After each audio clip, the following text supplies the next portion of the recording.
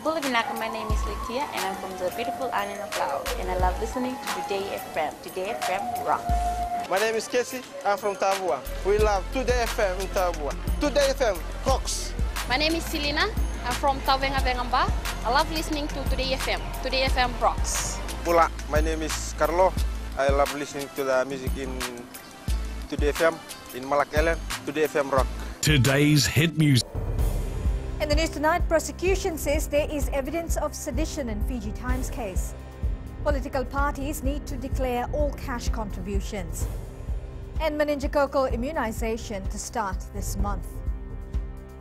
From the studios of FBC Suva, Amrita Sagar. The prosecution in the Fiji Times sedition trial today said there is evidence of sedition in the article published in the Nei Lalakai newspaper on April 27, 2016. The defence yesterday had filed a no case to answer application and the oral submission was heard in the Suva High Court today. Writer Chasea Wangambada, Nei Lalakai editor Anare Ravula, editor-in-chief Fred Wesley and publisher Hank Arts are on trial, charged with sedition and aiding and abetting. Pranita Prakash reports. Prosecution lawyer Lee Bernice said the article in question was clearly a seditious publication as the readers of this article were the Itoke community. Bernice said Nei Lalakai editor Andre Ravula, Fiji Times editor-in-chief Fred Wesley and publisher Hank Arts are responsible for the publication. He said they had knowledge of the seditious contents of the article. Earlier in the day, the defense counsel told the court there is no evidence that the article in question created hostility or ill will between the Muslims and the non-Muslims around the country. Writer Chasaya Wangambada's lawyer Amandra Ravindra Singh said the article written by his client was never directed at the Muslims. He said the issue about Nei Lalakai publishing the article was reported 2 months after publication, and within those 2 months there were no evidence of any ill will between the Muslims and the non-Muslims. Andre Ravula's lawyer Devnesh Sharma said as a writer, Wangambada was suggesting a way forward through the article by suggesting a national reconciliation. He also said his client's contractual employment with Fiji Times does not state that he reports to the publisher. Hence, Sharma said his client cannot be charged for aiding and abetting Hank Arts to publish the article. He said Ravula reports to the editor-in-chief Fred Wesley and the charge against his client cannot stand. The oral submissions will continue in the High Court on Monday. Pranita Prakash, FBC News. Anyone who wishes to donate funds to assist any political funding activity must get a receipt. Election Supervisor Mohammed Saneem says it's a legal obligation to obtain a receipt for any political contribution. Savaira Tambor reports. Most of the parties who receive donation do not have records of revenue obtained.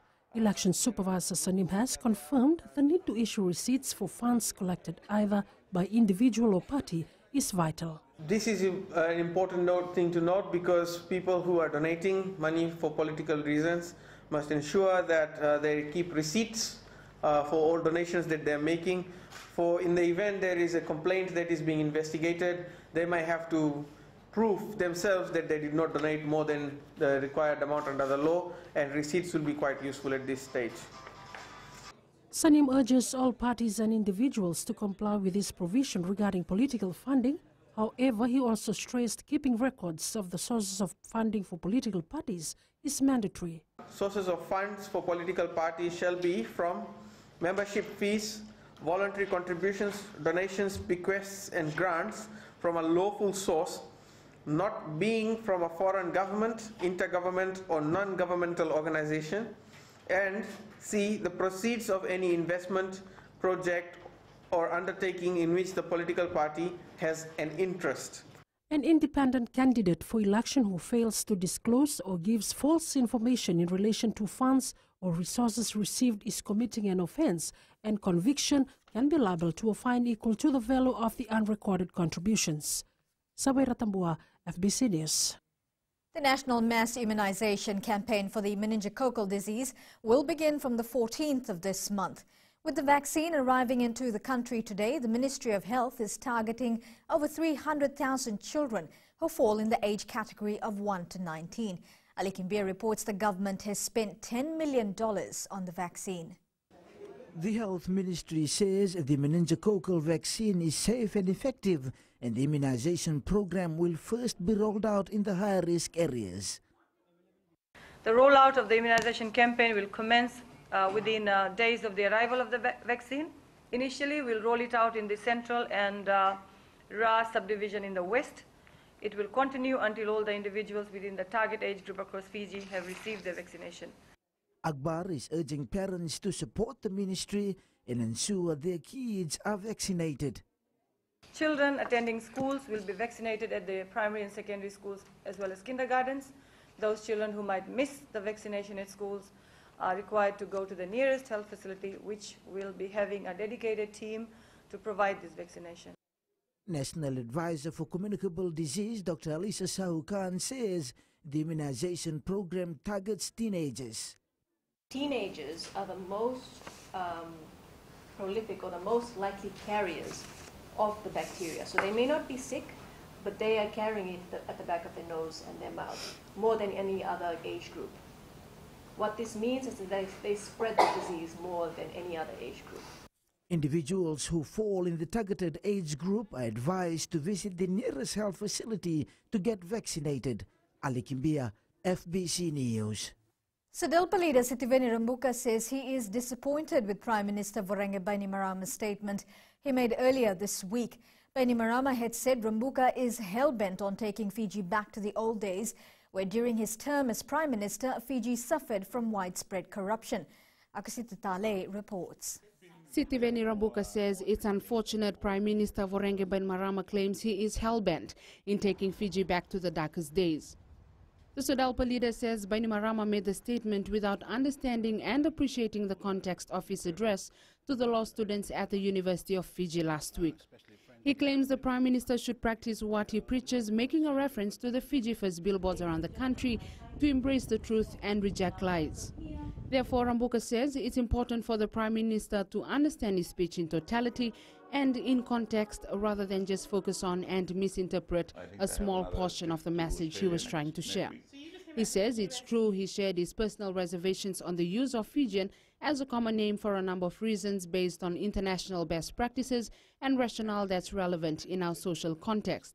Meanwhile, the Prime Minister has called on Fijians to be mindful of politicians who are going around the country spreading lies. My fellow Fijians, we must continue to move away from the narrow-mindedness of the politicians who are now going around campaigning, that we must go back to the old way of thinking and divide our people along ethnic, religious and provincial lines, all to the detriment of you, your fellow Fijians in our country. This kind of thinking must never be brought back to any government in Fiji.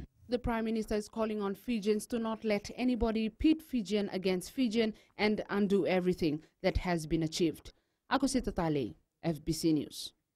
The Human Rights and Anti-Discrimination Commission strongly recommends Fiji to ratify the International Covenant on Civil and Political Rights and International Covenant on Economic, Social and Cultural Rights. During his submission to the Standing Committee on Foreign Affairs and Defence Director, Ashwin Raj said the ratification will create conditions of the possibility for national conversation. Anna Ravulu reports. The director of HRADC says the covenants place a positive obligation to protect individuals against violations committed by the state and private persons. I think the ratification of yet another two core human rights treaties would just strengthen that provision and our ability to interpret our Bill of Rights robustly, contrapuntly against international human rights law. He says it is a positive step that government is looking into this issue, and the Director of the Public Prosecution also agrees. The Office of the Director of Public Prosecutions recommends ratification of the two conventions. It advises against making an Article 41 declaration and advises against adopting the optional protocols. The bill on this convention is expected to be tabled in Parliament this month. Anna Rovulo, FBC News. Well, still to come, Fijians warned against false information. And students learn about the Fijian culture. Stay with us.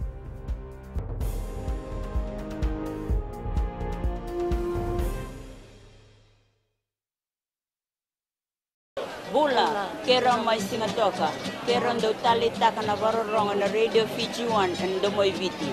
I have an Rense, Commission with Cola on the Talitaka na Radio Fiji 1 and Domoy Viti. We have got those Silitale, Nagura Mai Naomani, Nandoka, Vitu Talitaki and the Venezuela, Nagudo Barro na Radio Fiji 1 and Domoy Viti. Na Radio Fiji 1 and Domoy Viti na Bonga ni BNN.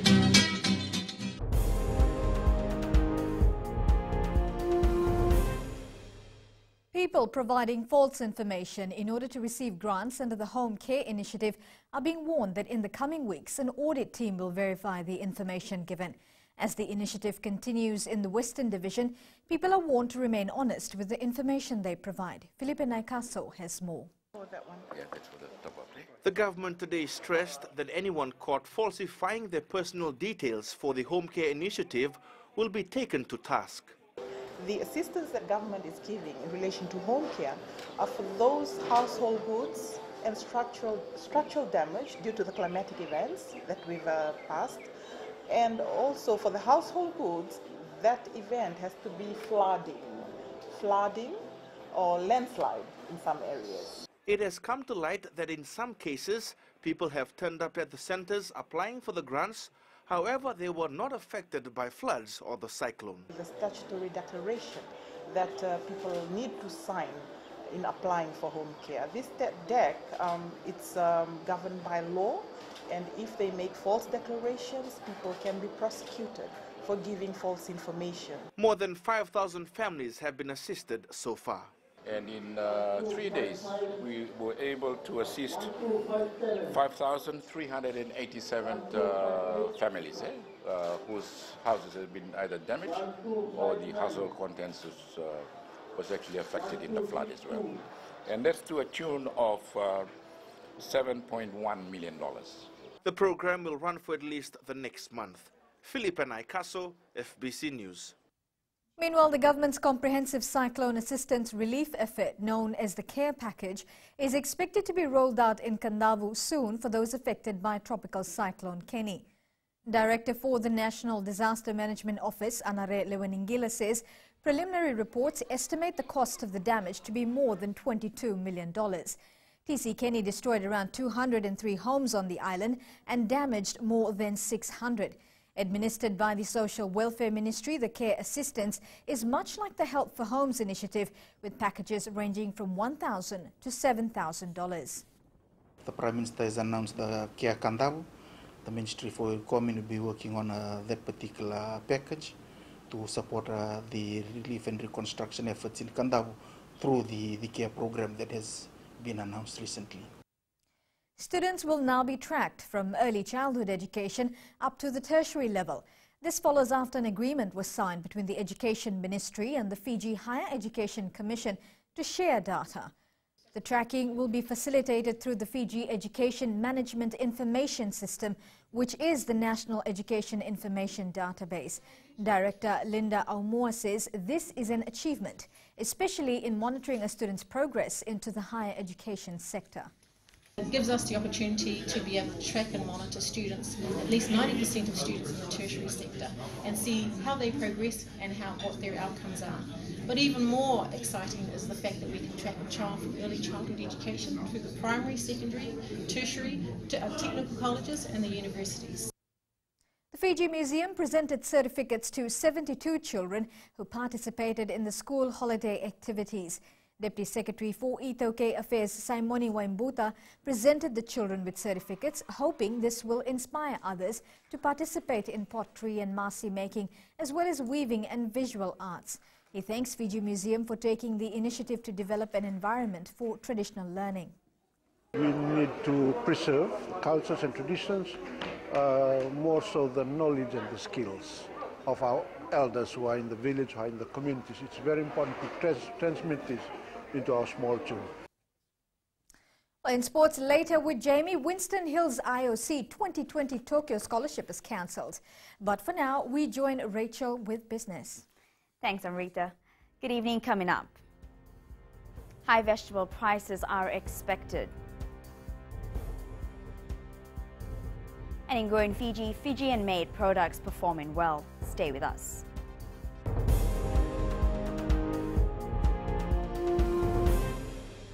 मैं Premila वायरुकू recce recce से सुबह मेरी आँख खुलती है तो मैं मिर्ची एफएम सुनती हूँ। मिर्ची FM is number 1। It's so hot. हम लोग बार टाउन के कैरियर ड्राइवर लोगों ने हम लोग के मिर्ची एफएम सुनो अच्छा लगे। मिर्ची एफएम इज हॉट। हाय, मैं संध्या नारिया रेफरी से मेरे सारे दोस्त मिर्ची एफएम सुनते हैं। मिर्ची FM is hot. I love मिर्ची एफएम। हमें स्पिन टोटो ताबुआ के मिर्ची एफएम में सबसे अच्छा गाना बजे। मिर्ची FM it's hot.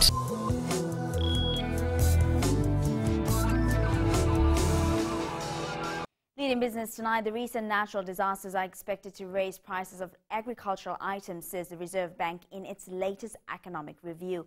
However, it says the price increase is anticipated to generally subside within the year when supply normalizes.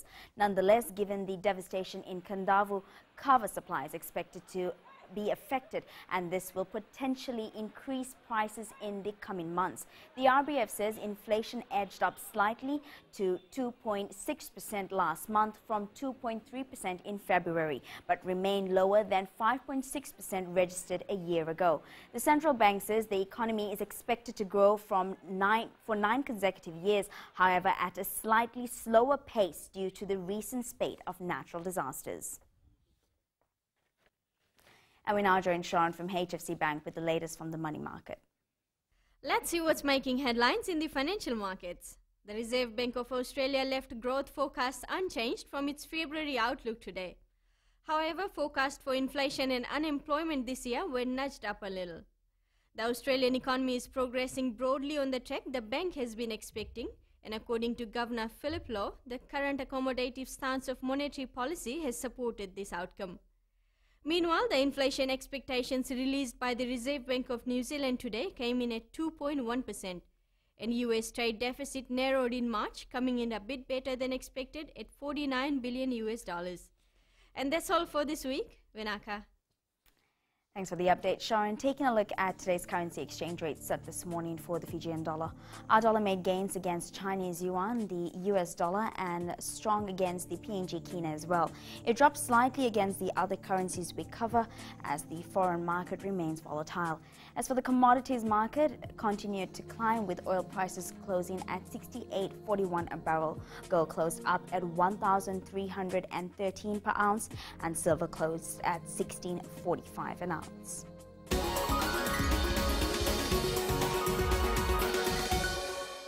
And in growing Fiji tonight, the Fijian-made brand has performed exceptionally well since its inception in 2011. Trade and Industry Permanent Secretary Shine Ali says those companies who opt to brand themselves with Fijian-made logos showed an overall growth of 3% in their operations. Ali says in 2014, 940 Fijian-made products were traded from 149 new companies. He adds Fijian-made products recorded an increase of 3% in exports in 2014.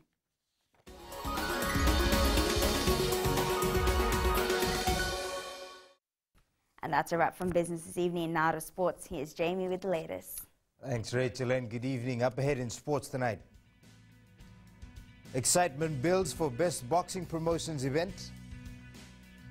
And Suva to miss top defenders. This and more after the break.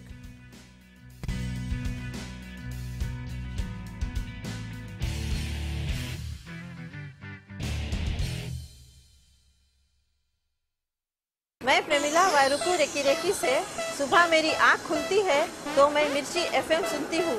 मिर्ची FM is number 1। It's so hot. हम लोग बार town के career driver लोगों ने हम लोग के मिर्ची एफएम सुनो अच्छा लगे। मिर्ची एफएम इज हॉट। हाय, मैं संध्या नारिया रेफरी से मेरे सारे दोस्त मिर्ची एफएम सुनते हैं। मिर्ची FM is hot. I love मिर्ची एफएम। हमें स्पिन टोटो ताबुआ के मिर्ची एफएम में सबसे अच्छा गाना बजे। मिर्ची FM it's hot.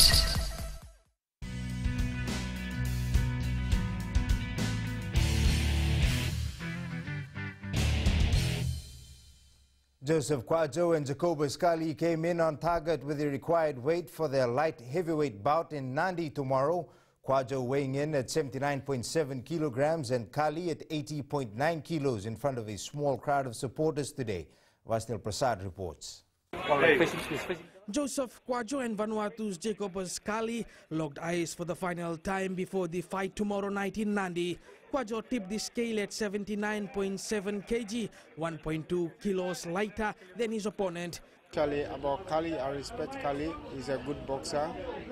But I can't say I will knock him. But if it happens, it happens. But I'm trying to take it to 10 rounds or 8 rounds, then I'll see.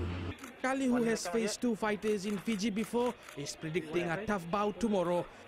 It's very important because, you know, it's been a long time in the ring, but I'm looking forward to have a good fight and, you know, just to make enjoying the people in Fiji and Vanuatu for the execution for the promotion.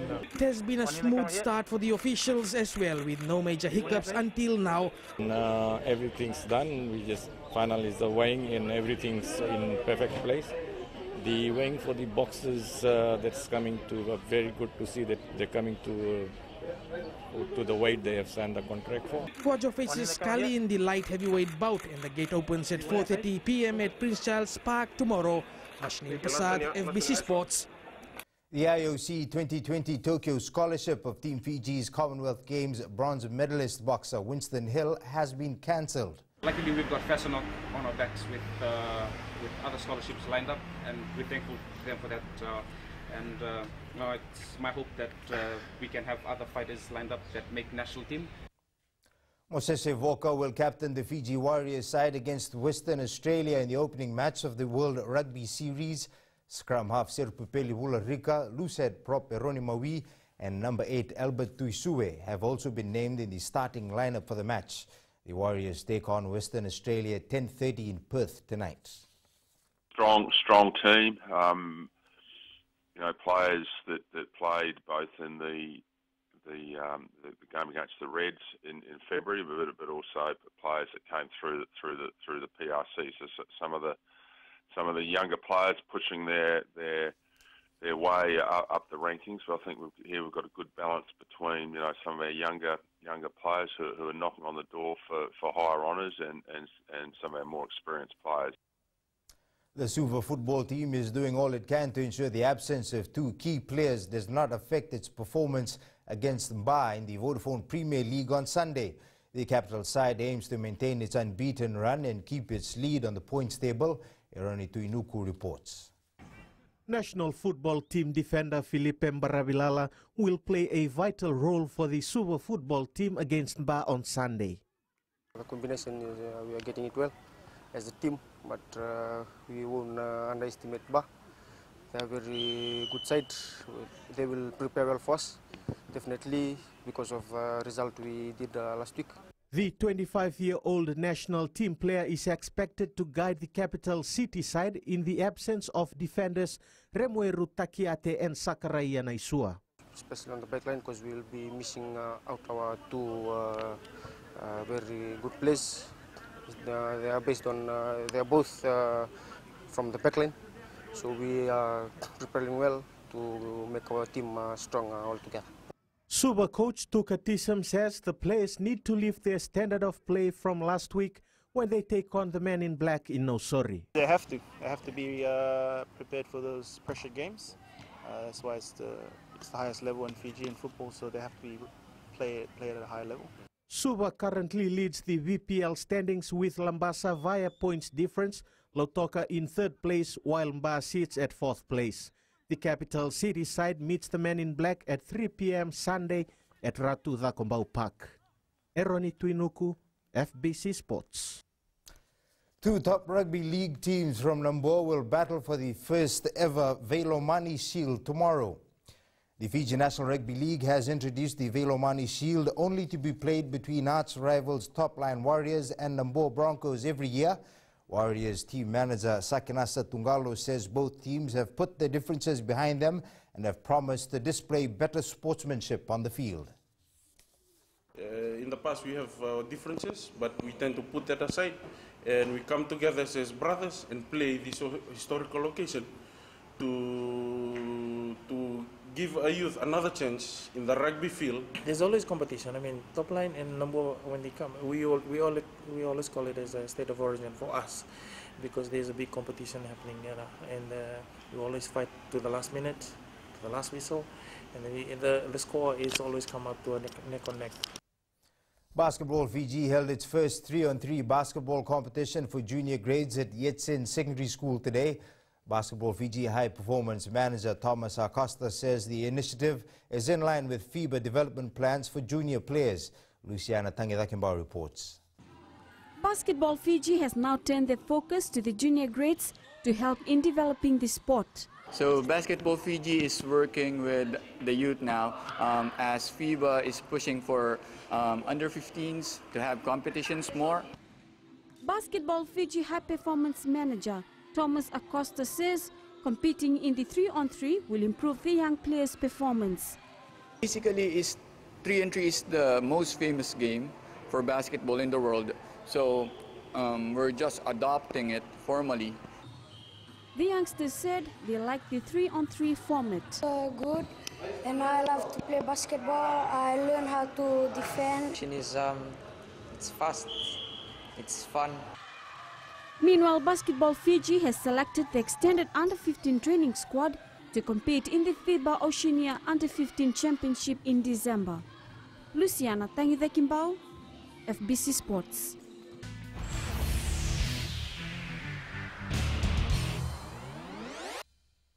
In today's Play of the Day, the Utah Jazz evened the Western Conference semifinals 1-1 with a 116-108 win over the Houston Rockets. The highlight of the game, Donovan Mitchell's nifty one-handed slam dunk over 3 defenders.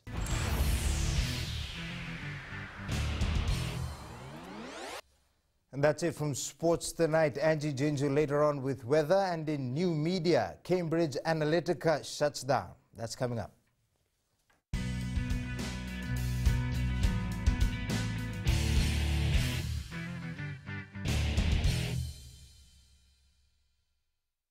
Bula, kera mai singatoka, kera ndo talita kana barorong na Radio Fiji 1 and ndo moi viti. Ayaw na rin siya. Usi kombinasyon mo tikola ndo talita kana Radio Fiji 1 kina ndo moi viti. Ayaw ko yazo silitale, nagurara may naomanyi, nandunga. Gitu talita gini ang gitu pinasibale, nagudurong barong na Radio Fiji 1.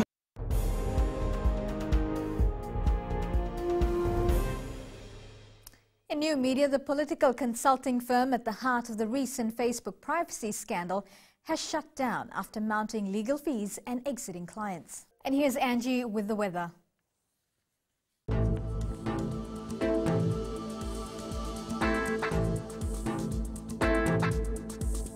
Hello to you and to the weekend. Yes, it's finally the weekend and the weather has been totally fabulous. The sun was absolutely thrilling, and guess what? More sunshine like this in store. How exciting. Taking a look in the west for today, of course it was scorchy and humid, so hope your kids are making the most of the school holidays before school starts. Eastwards from Peck Harbour to Suva, an amazing day with loads of sun and cool breezes, our favorite kind of weather. And up north, the sun was great too, quite humid as well. At sea, southerly winds gusting to 15 knots with moderate to rough seas. For the fishermen, high tide is at 10:07 p.m. with low tide at 3:51 a.m. Sunrise at 6:21. For tomorrow, this fantastic sunny weather is expected to continue. So thrilled. Tomorrow's temps, majority centers will be at 29 degrees. And looking further on to Sunday, little bit rain, but great weather will roll in. And that's all from the FBC Weather World. I'm Rita. Thanks, Angie. And in Fijian Pulse tonight, we ask, should the Fiji Football Association turn professional?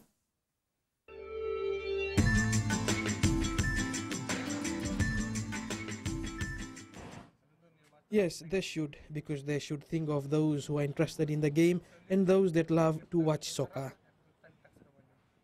More professional because it's one of the highest paid sporting event in the world. Yeah, they should. It's like the standard of soccer they have over here compared to the overseas standard, it's totally different. Yes, so they can meet the standards of Fiji Sevens.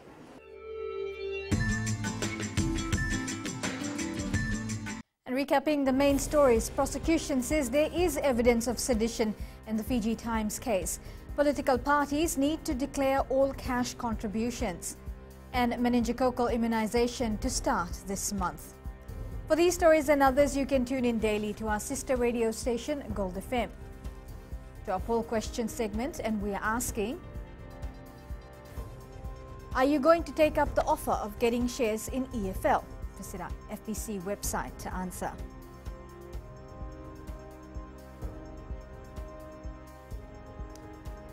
And before we go, our shot of the day, sent in by Inoke Dhakautini, the cruise liner Voyager of the Sea departing the Lautoka port.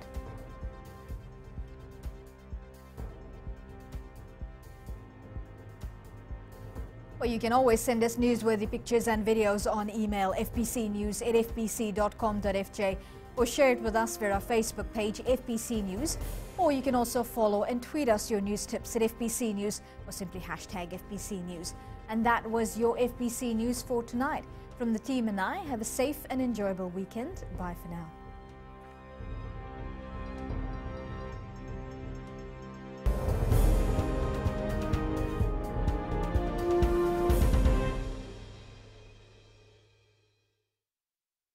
Wrong on the Radio Fiji 1 and Domoy Viti. Ayaw na rin siya. Si Kombinasyon Butikola, ang totalita na Radio Fiji 1, kina Domoy Viti. Kaya kuyazo sila tale, naguraramay na omanyi, nandunga. Gitu tale tajiri ang gitu Venezuela, nagudurong barong na Radio Fiji 1, nandumoy Viti. Na Radio Fiji 1, nandumoy Viti na ponga ni BNN.